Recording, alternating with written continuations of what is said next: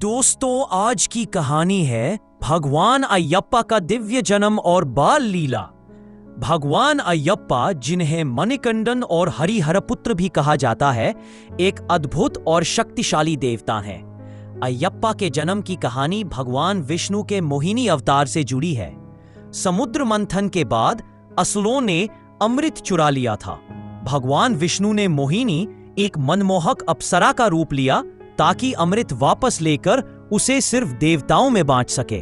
जब भगवान शिवा ने इस मनमोहक रूप के बारे में सुना तो उन्होंने उसे देखने की इच्छा व्यक्त की। जब विष्णु ने मोहिनी का रूप लिया तो उनकी सुंदरता से प्रभावित होकर भगवान शिवा ने उनसे मिलन किया।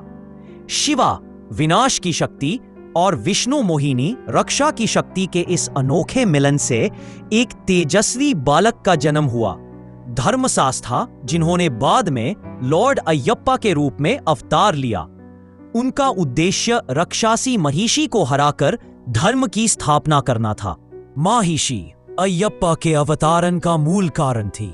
वह शक्तिशाली महिषासुर की बहन थी। महिषासुर को देवी दुर्गा महिषासुरमर्दिनी ने मारा था। अपने भाई की मृत्यु से महिषी बहुत दुखी और क्रोधित थी। उसने देवताओं से बदला लेने के लिए कठोर तपस्या की। ब्रह्मादेव उसकी तपस्या से प्रसन्न हुए और उसे वरदान दिया। महिषी ने अजीब वरदान मांगा कि उसे सिर्फ हरि और हरा, विष्णु और शिवा के मिलन से उत्पन्न पुत्र ही मार सके। उसने सोचा कि यह असंभव है और इसलिए वह अमर हो जाएगी और कोई भी पुरुष उसे मार नहीं पाएगा। वरदान पाकर महिषी ने स्वर्ग और पृथ्वी पर आतंक मचाना शुरू कर दिया। देवता बहुत परेशान थे और विष्णु और शिवा से मदद मांगी। पंडलम में बचपन उस दिव्य बालक को पंबा नदी के तट पर एक जंगल में रखा गया। पंडलम के राजा शेखरा, जो न संतान थे, ने शिकार के दौरान इस शिशु को पाया। बालक के गले में एक मणि घंटी रत्न बंधा था, इसलिए उनका नाम मणिकंदन रखा गया। राजा ने उन्हें गोद ले लिया। कुछ सालों बाद रानी ने अपने बेटे को जन्म दिया। राजा के दरबार के एक ईर्ष्यालु मंत्री ने यह सोचकर कि अगर मणिकंदन राजा बने तो उसका प्रभाव कम हो जाएगा, रानी को बहकाया।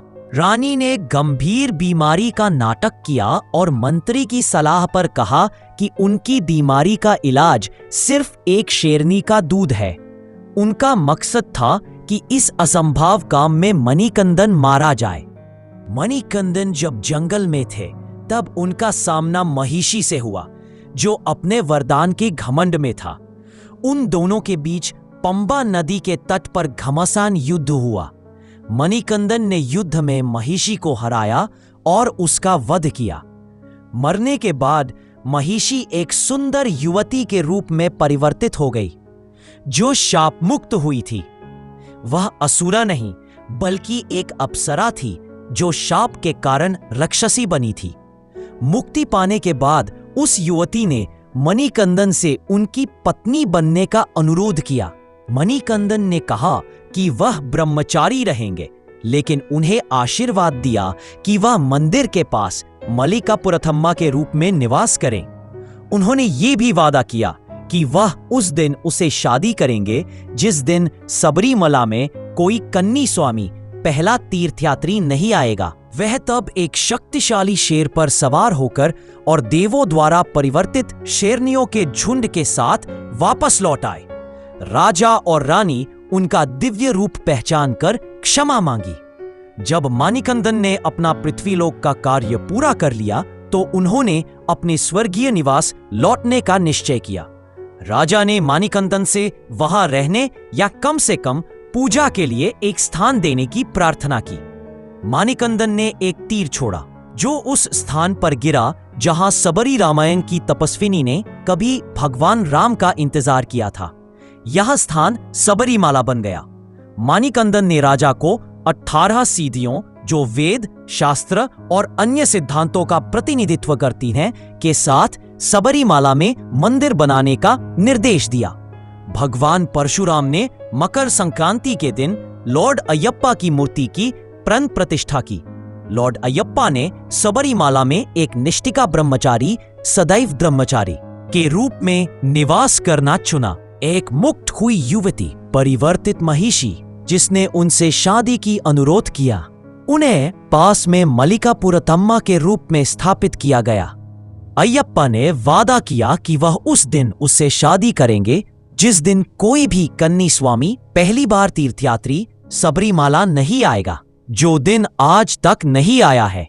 अय्यप्पा ने आदेश दिया कि भक्तों को उनके मंदिर तक की कठिन यात्रा शुरू करने से पहले अपनी मन, शरीर और आत्मा की शुद्धि के लिए एक कठोर 41 दिन का व्रत तपस्या करना होगा। भगवान अय्यप्पा को शनीश्वरन अय्यप्पन के नाम से भी जाना जाता है, क्योंकि वह शनि ग्रह जो कर्म का न्याय करता है पर दिव्य नियंत्रण रखते हैं।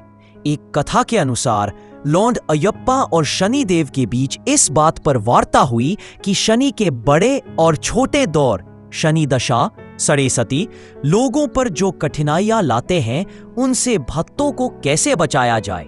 41 दिन का व्रतम इसका समाधान निकलते हुए लॉर्ड अय्यप्पा ने एक उपाय सुझाव दिया।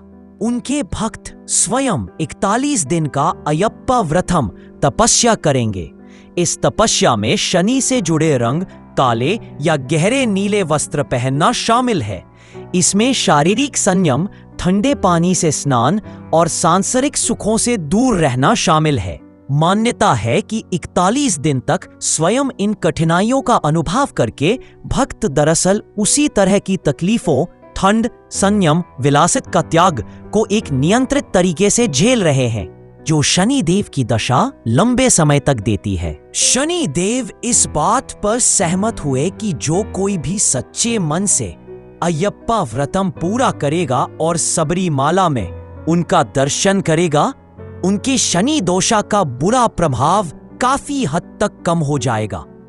लॉर्ड अय्यप्पा को निरंजनम, तिल और कभी कभी घी का मिश्रण, जिसे दिए में जलाकर अर्पित किया जाता है, चढ़ाना एक खास तरीका है जिसे शनि देव को प्रसन्न करने के लिए किया जाता है, खासकर शनिवार, शनि का दिन को।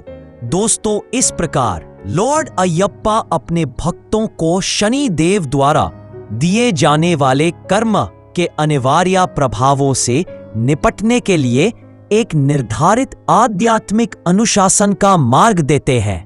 उन्होंने हमें एक ही संदेश दिया, सत्यता के मार्ग पर चलो, तपस्या से शुद्धि पाओ और याद रखो, जब तक एक भी कन्नी स्वामी उस कठिन यात्रा को पूरा करता रहेगा, अय्यप्पा एक नैष्ठिक ब्रह्मचारी बनकर आपका इंतजार करते रहेंगे। वो दिन आज तक नहीं आया और शायद कभी नहीं आएगा। स्वामी शरणम अय्यप्पा।